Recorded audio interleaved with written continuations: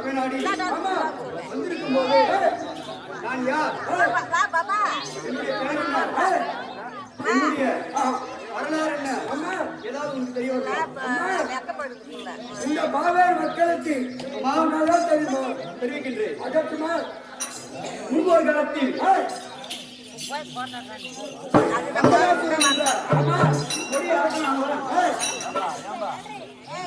பிரம்மதேவரை நோக்கி கடிதம் இருந்து மரம் செடி கொடி நெருப்பு இப்படி சொல்லக்கூடிய அறிவு இல்லாதபடி ஒரு அர்த்தம்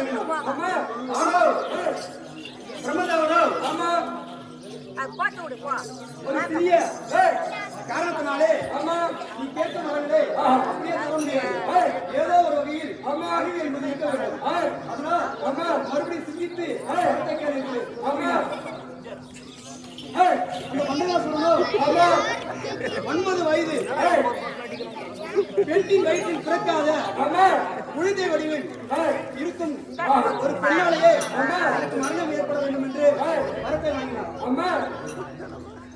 அந்த வரத்தினால் பந்தயாசுரன் தேவர்கள் மூவர்கள் ரிஷி அப்படி சொல்லக்கூடிய அனைத்து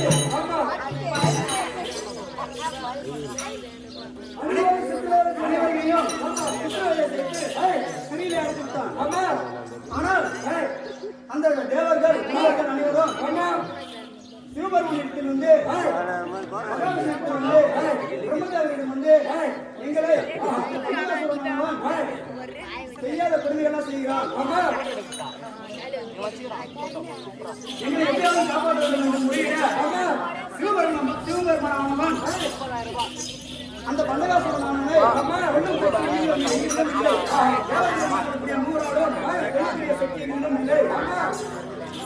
ஆதி சக்தியாக விளங்கக்கூடிய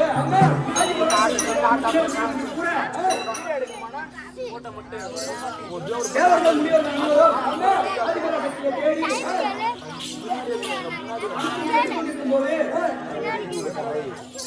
நானோ காஞ்சி காமக்கோடி பீடம் என்று சொல்லக்கூடிய காமக்கோடி பீடத்தில் செம்பக மரத்தின் மேலே அமர்ந்து சிவபெருமானை நோக்கி தவம் செய்து கொண்டிருக்கும் போது தேவர்கள் முனிவர்களும் மலரும் சத்தத்தை கேட்டு கண்ணிழித்து என்ன அப்பொழுது அந்த தேவர்களோ நடந்தவை எல்லாம் என்னிடம் கூறினார். நானோ கோபம் கொண்டு மகாகாளியாக அவதாரம் எடுத்து 18 கரங்களில் 18 ஆயுதங்களை ஏற்றிக்கொண்டு அந்த பந்தகாசுரனை தேடி சென்றேன். அவனோ கைலமலையிலே ஒரு இருட்டு குகைக்குள் நன்றாக அமர்ந்து தூக்கி கொண்டிருந்தான். நானோ இதுதான் சரியான சமயம் என்று அந்த பந்தகாசுரனின் கழுத்தில் ஒரு காலையும் அவருடைய மார்பில் ஒரு காலையும் வைத்து என்னுடைய ஆயுத்தான தனையை கொய்து என் தலையை ஏற்றிக்கொண்டு மகா காளியாக 18 கரங்களோடு அந்த தேவர்களையும் தேவர் மூவர்களையும் ஆனால் என்னுடைய அகார முகத்தை பார்த்து கோரை பொருட்களை 18 கரைகளில் ஆயுதத்தை பார்த்து சிவபெருமானை அப்பொழுது மகாவிஷ்ணுவானவர் என்னுடைய சாந்தத்தை கோபத்தை குறைத்து சாந்த சுருளியாக மாற வேண்டும் என்று எனக்கு ஆணையிட நானும் 9 வயது பட்டாடை உடுத்திய பச்சை பட்டாடை உடுத்திய பெண்ணாக உருமாறி என்னுடைய அண்ணனிடம் காட்சியளித்தேன். அப்பொழுது அந்த தேவர்கள் அனைவரும் என்னை வணங்கி எங்கள் துன்பத்தை தீர்த்த தாயே என்று பாதம் பணிந்து வணங்கினர். நானோ 51 சக்தி பீடம் என்று சொல்லக்கூடிய மைய சக்தி பீடமாக காமக்கோடி பீடம் என்று சொல்லக்கூடிய காமாட்சி அம்மனாக காஞ்சியை அவதரித்து அந்த காஞ்சி மாநகரை என்னுடைய கட்டுப்பாட்டை வைத்து ஆட்சி செய்து வரக்கூடிய காமாட்சி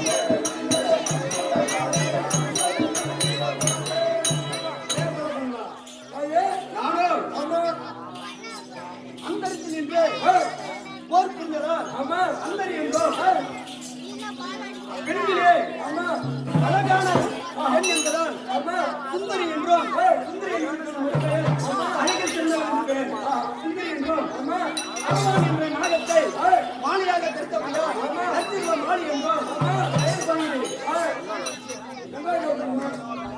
இன்னும் தெரிவிக்கின்றேன்.